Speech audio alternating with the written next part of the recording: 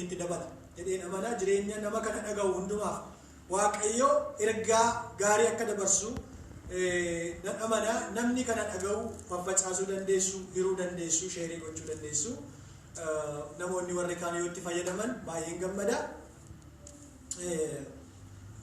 gorsa isa jedhu akka dhageessan hin barbaada gorsi baay'ee barbaachisa namoonni tokko gorsas dhaga'uun barbaadanii yaada namaa fudhachuun barbaadanii sagalee waaqayyoo dhaga'uun barbaadanii waldaa kiristaanaa keessa taa'uu hin barbaadanii garuu waanuma barbaadan hojjetu barri ammaa kun baay'ee rakkisaadha maaliif waldaa jechuun nama waaqayyooti namootadha waldaan immoo kan barbaachistu namoota qajeelchuudhaafidha namoota karaarra buusuudhaafidha kanaaf namoonni waaqayyoon dhagahanii gorsamanii jireenya ija qabu jireenya ija godhate akka jiraataniifidha fedhiin waaqayyoo waan ta'eef kana har'a itti fayyadamtu jedheen amana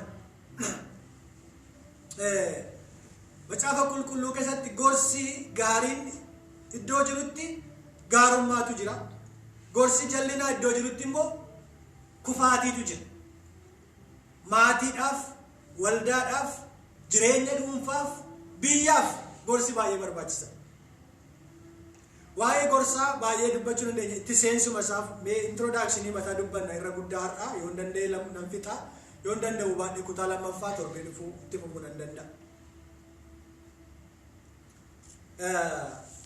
sagalee waaqayyoo irraa ogummaan mi'a waraanaa irra caalti garuu namni cubbamaan tokkichi wanta gaggaarii baay'ee hin balleessa macaafa lallabaa 9:18 irra jira wanti kuni ogummaan keessa argama gorsarraati kan argamu ogummaan keessa argama barnootarraati kan argamu maal barat sagalee waaqayyoo irraa barumsa sagalee waaqayyoo irraa jechuudha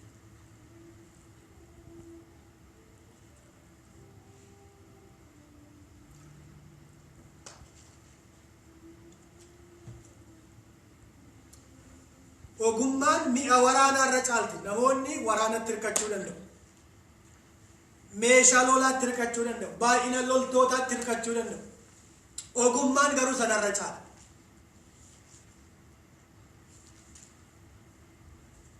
ogummaan baay'een gorsa qajeeltoo fudhachuurraa argama bakka gorsi hin jirre ogummaan hin jiru warri gorsa tuffatan ogummaa tuffatu kanarraa kan ka'e namoonni gorsa hin fudhanne kufuu danda'u salphaatti ofii isaanii kufanii warra kaan kuffisuu danda'u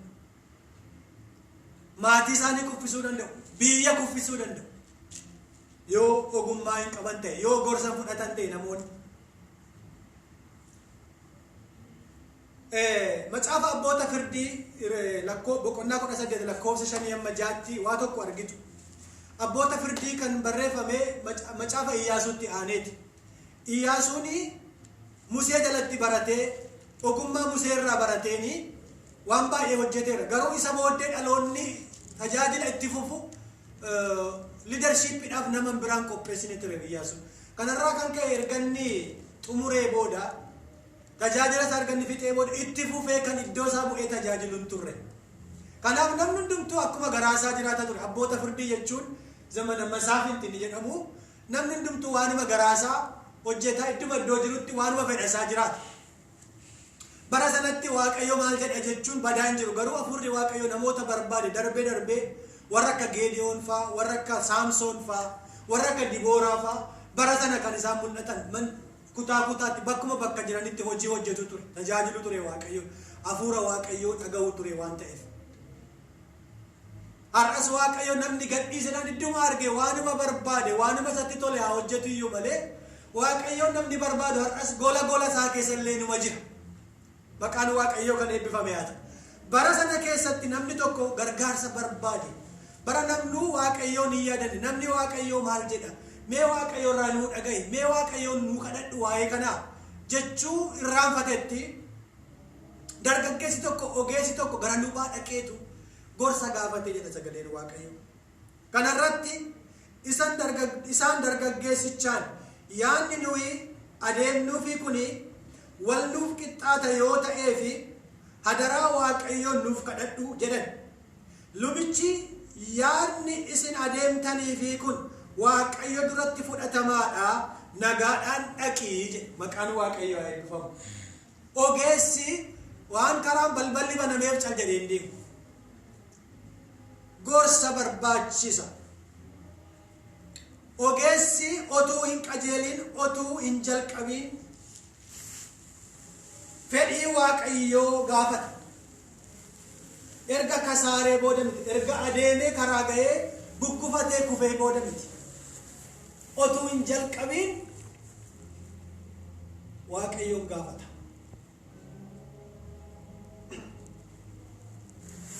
Bakka amma dubbifne kanatti isan amma isinitti macaafa abboota firdii boqonnaa 18 lakkoofsa 5 amma 6 kanarratti waldaan hin turre, walga'iin waaqayyoo akka garaa hin turre,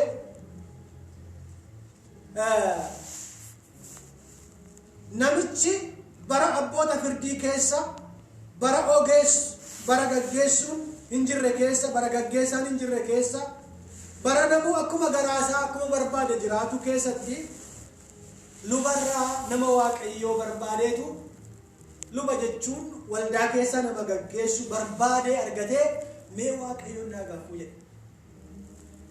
Har'a hafuurri qulqulluun jira, of course. Waaqayyoo kallattiidhumaan nutti haasa'uu danda'a. Yeroo baay'ee garuu gorsa barbaanna, gargaarsi nu barbaachisa. Namoota baay'ee waan taaneef, limitedii waan taaneef. Macaafa fakkeenyaa boqonnaa 1 lakkoofsa 5 irratti namni ogeessi hin dhaggeeffata, barumsas hin dabalata. Barumsa jechuun gorsas hin dabalata. Namni dubbii gargar baasuu beeku mala hin argata. Namni ogeessi maal ta'a? Hin dhaggeeffata. Namni har'aa dhaggeeffachuu hin danda'u, dubbachuu danda'a. Kanaaf ragaansaa feesbuukii banuu dandeessu. Daqiiqaa 5tti namni hundumtuu har'aa politicianidha, namni hundumtuu har'aa preacheriidha, namni hundumtuu har'aa prophetidha, namni hundumtuu har'a hin barreessaa, namni hundumtuu har'a wal dorgomaa jira. Maaliif dubbachuu qaba? yaada mataasaa ibsachaa jira karaa isaaf ta'utti akka barbaadetti jecha. Garuu ogeessi maal godhe? Hin dhaggeeffata. Hin dubbatiinaa jechuu barbaadee miti, yookiin immoo namni yaada isaa hin ibsatiin jechuu barbaadee otoo hin taane neechariidhuma namaatu dubbachuu ariifata dhaga'uurra.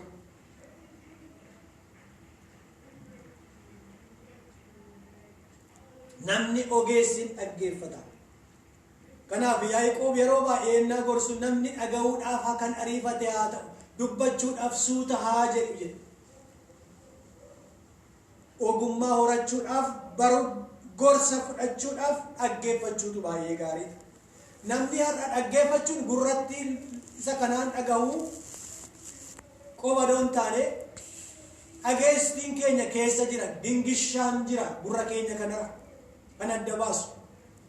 Keessa ofii internalize gochuu irratti rakkoo qaba namni. Fudhachuu irratti rakkoo qaba namni. Dhagayeera, dhageesse ta'ee dhagayeera jechuu danda'a.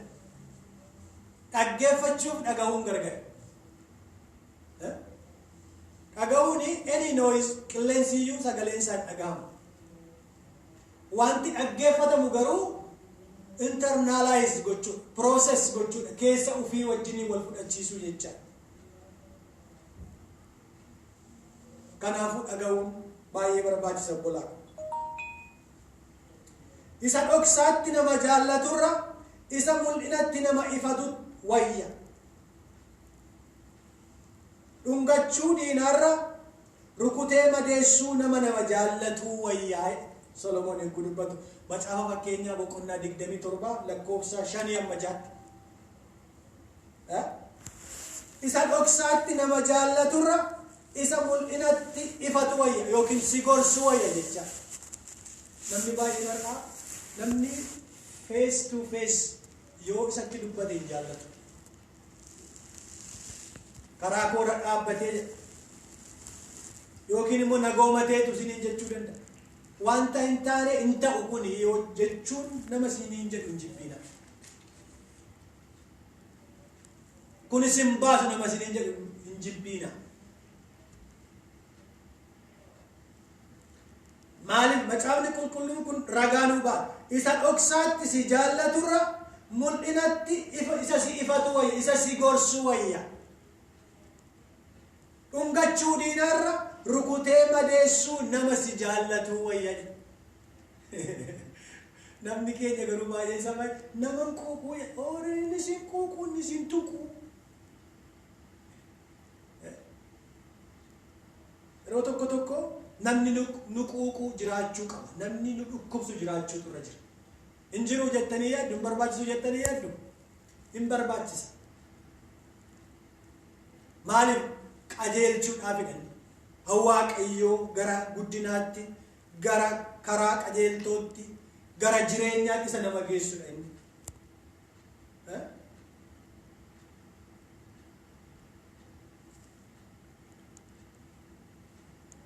Namni namatti dubbatu isa jaallatudha jechuu dandeenya. Namni isin hin jaallanne isinitti hin dubbatu. Namni isin hin jaallatu, namni isin gorsu isa isin jaallatu. Mee gorsa gosa baay'eetu jira. Mee kanuma keessaatii walakkaa isaa amma tokko fakkeenyaaf ilaalla. Fakkeenyaaf gorsa haadhaaf abbaa kan jedhamu jira macaafa qulqulluu keessa. Macaafa fakkeenyaaf boqonnaa 27 lakkoofsa 11-12tti yaa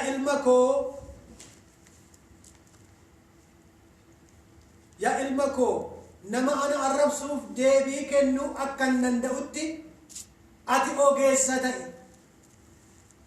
yookiin gorsa dhaga'i jecha garaa na ciibsi.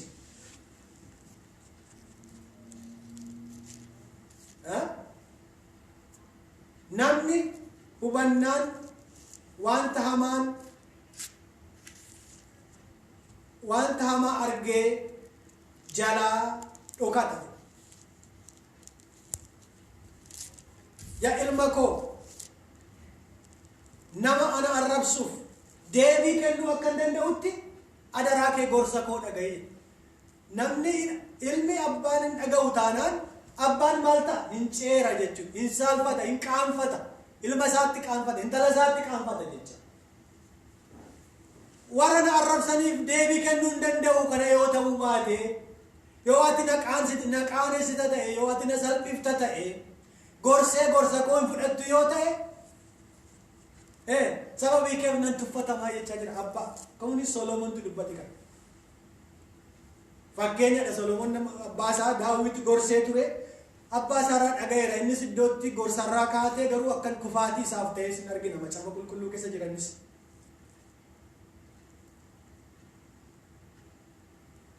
Ilmi ogeessi gorsa fudhatu abbaa arrabsuu oolcha jechuudha. Tuffatamuu oolcha jechuudha. Abbaan isaa nama isa arrabsuuf deebii kennuu danda'a. Deebii ta'e arrabsuu yoo baaddayyuu deebii laachuu ni dandeessi. Nama nu arrabsinu garuu deebii laatiin anu ni jedhu macaafni. Deebii keenya garuu akka sagalee waaqayyootti deebii laachuu dandeenya. Abbaa keenya waaqayyoon ilaalame nuti ijoollee waaqayyooti. Waaqayyoon arrabsamaan jiru har'a namoota waaqayyoon beekne biratti. Manni waaqayyoo, waltajjiin waaqayyoo arrabsamaan jiru, tuffatamaan jiru har'a.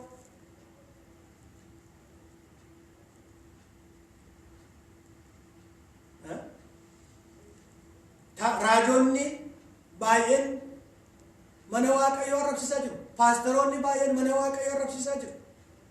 Amanattoonni baay'een mana waaqayyoo arrabsiisaa jiru. Tajaajiltoota qofaa miti. Akka amanataatti jireenya waaqayyo barbaadu jiraachuun baay'ee barbaachisaadha. Gorsa waaqayyoo dhaga'uun barbaadan namoonni waan ofii isaanitti tolu qofa barbaadu.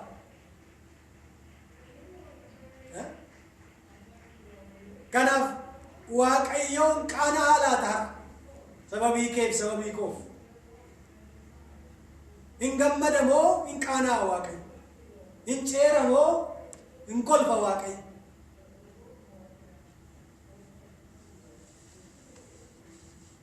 Kanaaf jecha Solomoon eeguu dubbatu yaa ilma koo nama na arrabsuuf deebii kennuu akkan danda'utti ati ogeessa ta'i, ati gorsa koo dhaga'i, garaas na ciibsi jedheetu namni hubataan wanta hamaa argee irraa goree hamaa jalaa dhokata. Namni gorsa fudhatu jecha gorsi hamaa jalaa si oolchuufidha, kufaatii jalaa si oolchuufidha, miidhamuu jalaa oolchuufidha.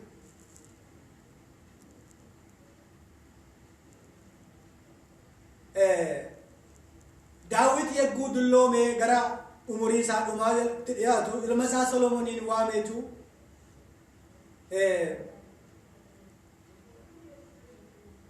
macaafa moototaa sadaraa boqonnaa tokko lakkoofsa boqonnaa lama lakkoofsa lama natti fakkaata. Daawit waamee gorsa kanatti fufee jiru kennee gorsa kenne ilma isaa jabaadhu nama ta'i. Nama jechuun nama keessaa nama kan taasisu nama isa gorsa dhaga'udha. Isa dubbii Waaqayyoo dhaga'udha. Isa sagalee Waaqayyoo dhaga'udha. Namni hundumtuu lafumarra jira. Nama ta'i jedhee maaliif itti? Nama keessaa namuma ta'ee uumame namni hundumtuu. Akkamittiin nama ta'i jedhee akkamitti gorsa? Waan inni jechuu barbaade isinii gala. Isa nama Waaqayyoo barbaadu, nama Waaqayyoo itti gammadu ta'i jechuu barbaadeeti. Nama kan ta'u gorsa Waaqayyoo, yaada Waaqayyoo dhaga'uudhaanidha namni. Solomoon gorsa abbaa isaa dhaga'eetu baay'ee ogummaa horate kan isin jiru. Ogummaa isaa ilaaluudhaaf namoonni biyya fagootii dhufanii fakkeenyaaf kan nuu ta'u macaafa mootota isa jalqabaa boqonnaa 10 mootittiin Sheebaa yookiin immoo Queen Sheebaa Nigist Saabaa kan jedhamtu fakkeenya nuu ta'uu dandeessi.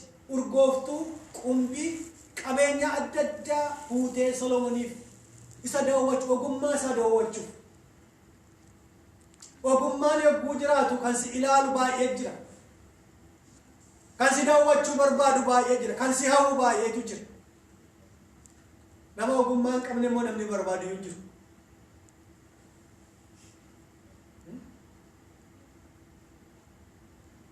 Fudhatama argachuudhaaf baay'een nama hina. Ogummaa qofa barbaada, ogummaa Waaqayyoo qofa, galanni Waaqayyoo faatu. Haadha namni artifishaalii ta'ee waan hin taane akseptaansii argachuuf jecha isan jirree jira jechuuf fakkeessuudhaaf artifishaal jireenya hin taane isa ta'e fakkeessanii argamuu barbaadu namoonni. Maaliif? Fudhatama argachuudhaaf, namoonni akka simataniif, namoonni akka jaallataniif. Duukaa buutuu baay'ee qaba akka jedhamaniif jecha inni homaa miti. Argattees argachuu baattees inni kan namaa Waaqayyo si wajjin jiraannan namni kuma isaa dhufa. Ogummaan ni Waaqa sitti hir'atin. Ameen. Garuu kan isin dhibu Solomoon namni ogummaa kanaan guutame, Solomoon namni Waaqayyo akkasitti isa guddise kuni iddoo tokko ga'eetu ogummaa abbaa isaa isa gorsee jenna erga argatee, erga soorome, erga mootii ta'e, erga waan baay'ee Waaqayyo isa guddisee booda kan isin dhibu ogummaa isaa sana hin gate. Ogummaa isaa eeguu gatu kufaatii gadhee kufe. Ogummaa isaa sana keessatti eeguu ture kan isin dhibu ayyaanni Waaqayyo wajjin ture. Solomoon kaawunsilarii ture, namoota baay'ee gorsa ture, furmaata fida ture. Namoonni gaaffii adda addaa fudhatanii eeguu isa bira dhaqan salphaatti deebisuu danda'a ture Solomoon. Fakkeenyaaf dubartoonni lama bara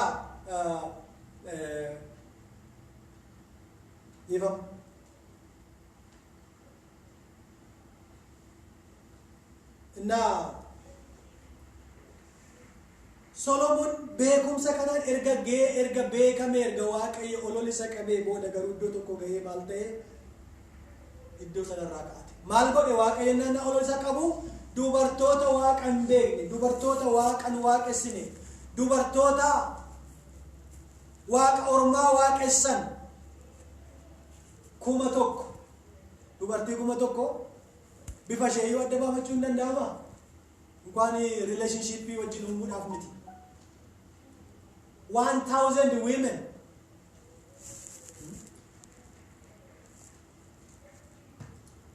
Waaqa kuma tokko fiddee dhufte. Dubartiin kuma tokko waaqa meeqa fiddee dhufte? Waaqa tolfama kuma tokko. Inni isheen kaan jabbii, isheen kaan bofa, isheen kaan jawwee, isheen kaan mar'ataa fiddee dhufte. Solomoon waaqa isaanii akkuma isaanii sagaduu ka'e isaan duukaa. Gaafa sana ogummaan isaarraa fudhatame. Ogummaan inni jalqabaa gorsa Waaqayyoo dhaga'uudha, Waaqayyoon sodaachuudha. Gorsa abbaasaa dhaga'ee innaa hojjetetti Waaqayyoo ol isa qabee gorsa abbaasaa gaafa inni tuffatee shillaa jechuu qabu garuu gara dullumaa keessaa badii san taanee hojjetee ofiisaas hin kufe.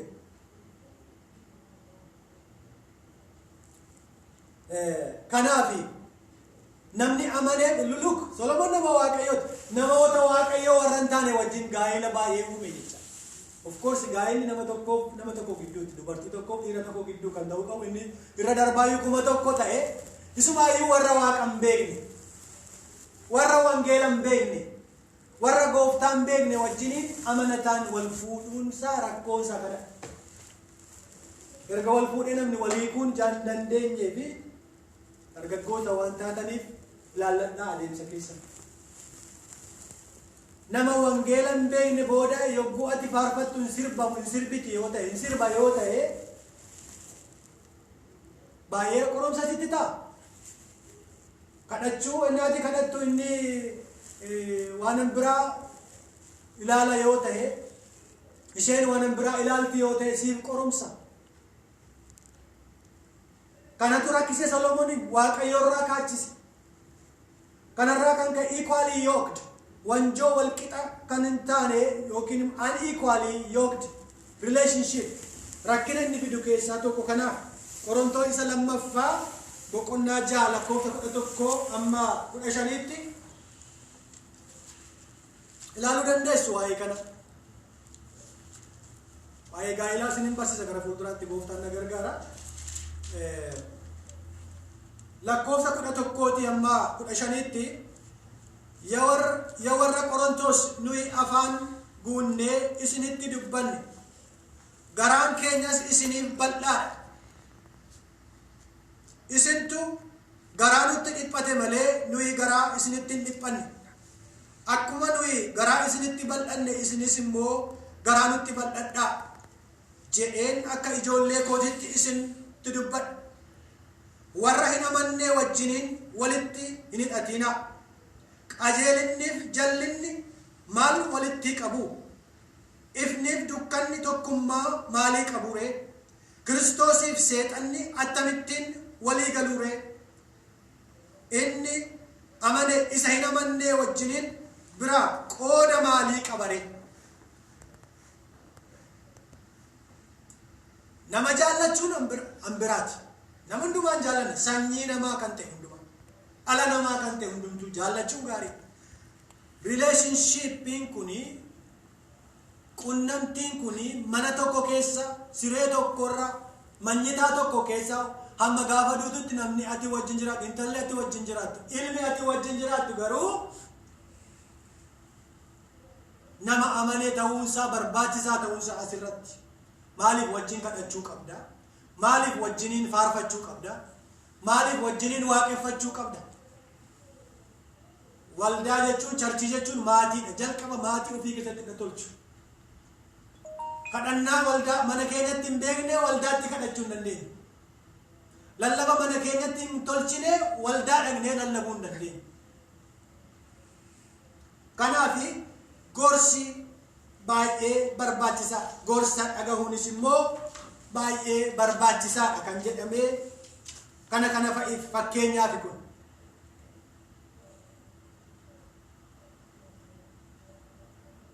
Gorsi ogeeyyii jira. Gorsi ogeeyyii yookiin namoota Waaqayyo biraa, waldaa biraa gorsi jira.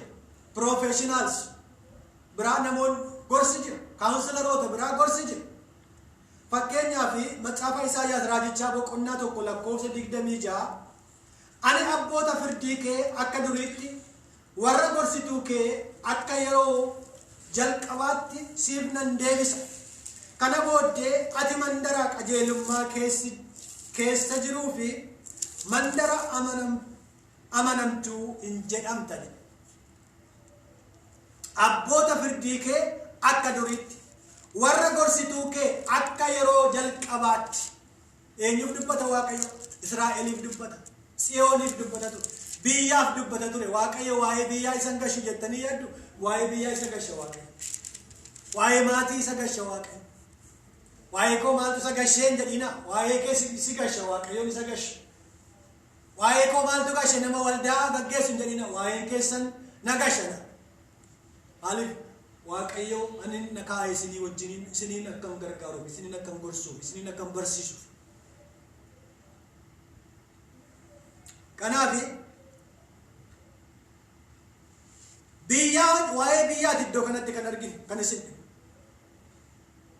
abboota firdii kee jedha. Warra abboota firdiillee Waaqayyo yoo kaa'ee gaarii ta'a. Warra gorsa Waaqayyo dhagaan yoo gaarii ta'a. Daanyaan gaariin iddoo jiru biyyi yaadda'u. Daanyaan gadheen immoo biyya gidirsa, dhugaa jallisa, horii duukaa, warra sobaan ragaa bahan bitanii namoonni waan baay'ee hojjetu. Iddoo daanyaan jallaan jiru jecha. Gurbaa tokko dhageessanii beektu ta'een beeku nama iddootti nuti dhalanne kana maqaa isaa yaamuu yoon baadhellee abbaa isaatu mana murtiitti dhiyaateedhaan biyya keenyatti. Nutti mani eegguun biyya galee natti mani namoonni. Daanyaadhaa garuu gooftaa beeka gurbaa. Nama wangeelu beeku waan ta'eefi abbaan isaa yakka hojjetee ture. Abbaa sitti faradeera garuu kiisii koo keessaa baaseen sii kaffala'ani. Balleessaa kee baruu qabda. Yoo horii hin qabdu ta'e garuu annatu sii kaffala jedheetu abbaa isaatti faradeera. Namni kuni beektaa dhageessetta maqaasa? Wanti kuni very important. Biyya Itoophiyaa keessa rakkoon jiru maali beektu? Karsiin jiru, abaarsi guddaan isa soba dhugaa gochuu, dhugaa soba gochuu kuni biyyatti korokkodee qabeera. Hidhee qabee kan jiru abaarsi inni guddaan kan amma yoona kan hin cabuu hin dandeenye.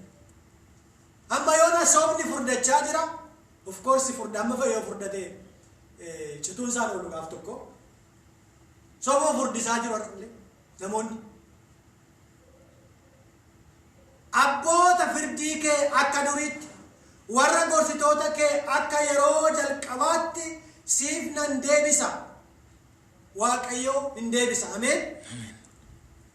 Abboonni firdii gaariin warra gorsitoonni gaariin warra gorsa Waaqayyo argatanii fudhatanii. Biyyi kan tolu abbooti firdiin yookiin mootiin gaariin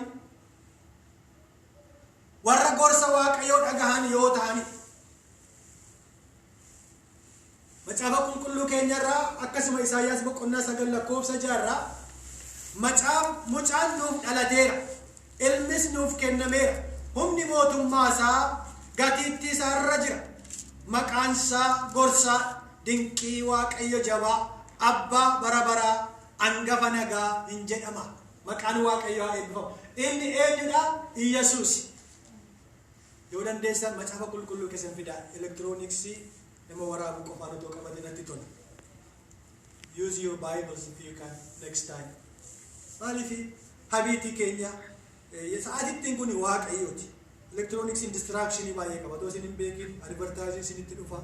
Baayibilee ballee dubbiftan yookiin tekstii isinitti ergu namoonni distiraaktii isin godha baay'eedha. Amma dandeessan baayibilee keessan fayyadama. Gara fuulduraatti ammaaf fayyadamuu dandeessu rakkoo qabu.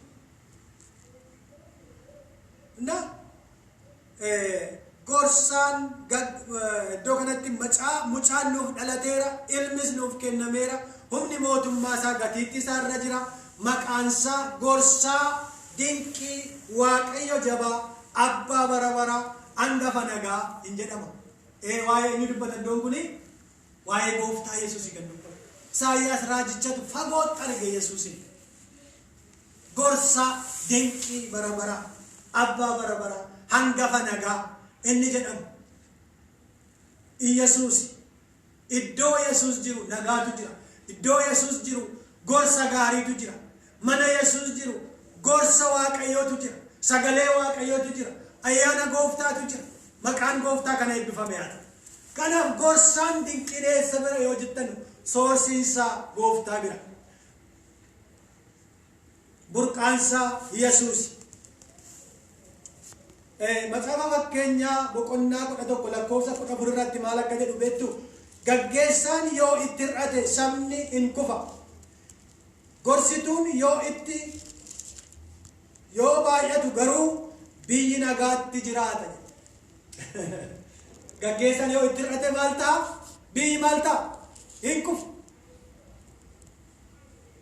Gorsituun gaariin yoo baay'ate biyyi nagaatti jiraata. Gorsituun warra jallina gorsan miti. Jallina kan gorsan hin argitu as macaafa qulqulluu keessa. Waa'ee gorsaati kanan dubbataa jiru. Nam barsiisa itti fufee torbee dhufus maqaan Waaqayyoo haa eebbifamu.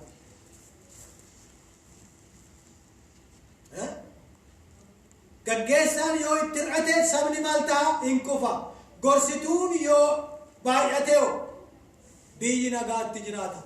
Warri nagaa gorsan, warri yaada qajeeltoo gorsan, warri sabaaf yaadan yoo gorsan, warri dhiigni namaa isaanitti ulfaatu, waa'ee lubbuu namaa warri isaanitti ulfaatu yoo gorsan biyyi nagaatti jiraatti.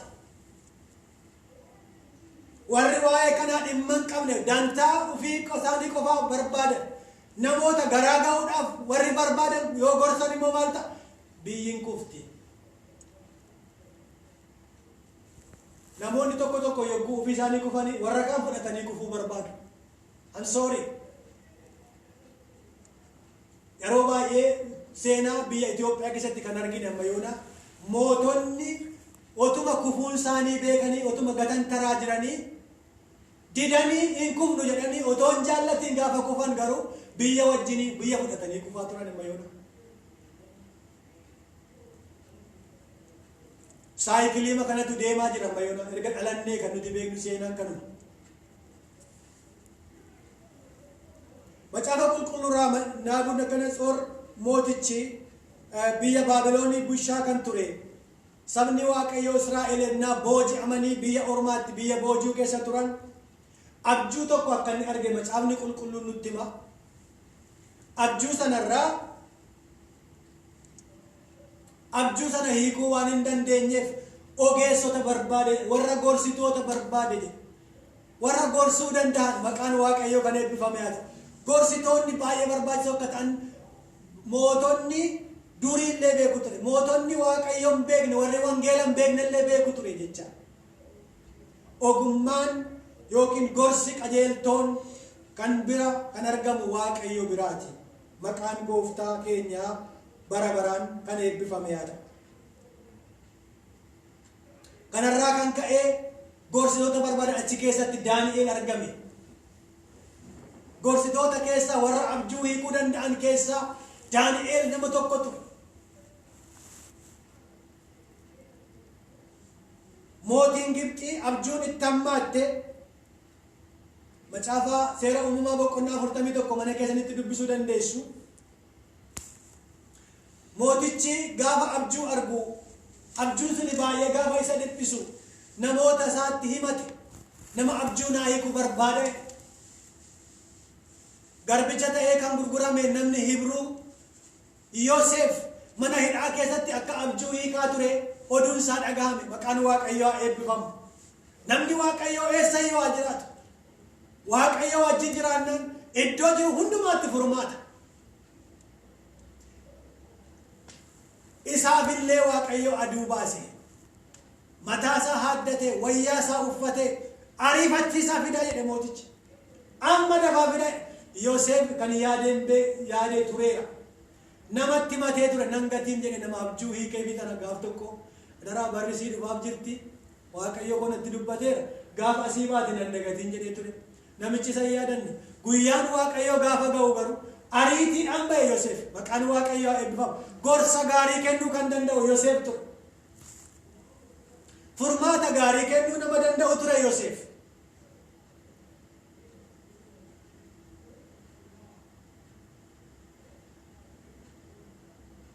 Kanaaf Yoosef maal jedhee ennaa deemu abjuu mootichaa hiike waggaa 7 waggaa quufaatti dhufa jedhe midhaan baay'eetu argamaa jedhe waggaan 7 immoo isa booda lafa bara gogiiti jedhe bara beelaati jedhe midhaan hin jiru jedhe kanaaf bara waggaa 7 isa quufaa bara quufaa sana isa argamu sassaabii kaa'e jedhe gootaraatti naqi jedhe gorsitoota beektota ogeessota shoomi jedhe warra biyya oolchuu danda'an warra biyyaaf yaadan warra boriif yaaduu danda'an waa ol kaa'uu namoota danda'an kaawwadhe quxxabaa baankisa jedhamu achi dhufe bara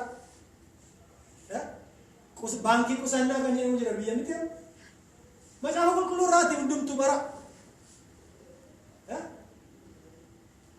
bara booddee waa kaawwachuun gadhee miti sagalee waaqayyoon of course hin yaaddayinaa jedhe malee hin yaadinaa nuun hin jenne isa borii hin yaaddayinaa jedhe gooftaa Yesuus malee isa borii keessanii hin yaadinaa nuun hin jenne bara